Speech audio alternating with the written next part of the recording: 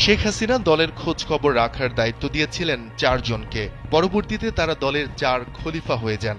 এমনকি তারা নিজেদের জাতীয় 4 নেতার সঙ্গেও তুলনা করা শুরু করেন। বৃহস্পতিবার রাতে নিজের ভেরিফাইড ফেসবুক পেজে দেয়া একটি স্ট্যাটাসে এসব কথা বলেন নিষিদ্ধ ঘোষিত ছাত্রলীগের সাবেক সাধারণ সম্পাদক সিদ্দিকী নাজমুল আলম।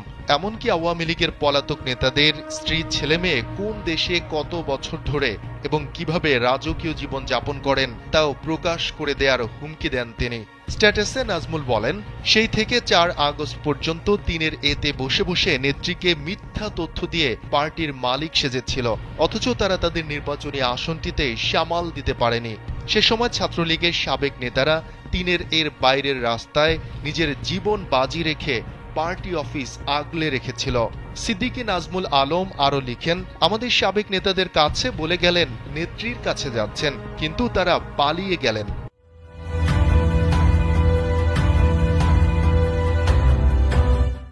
অথচ একবারের জন্য খবরও নিলেন না, বললেনও না যে তোমরা চলে যাও। তার পরদিন তো সবই শেষ।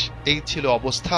মুখ খুললে কিন্তু এক্সপোজড হয়ে যাবেন সবাই। সুতরাং এত ভাব চক্ষু গরম দেখায়েন না বলেও হুঁশিয়ারি দেন সাবেক এই ছাত্রনেতা।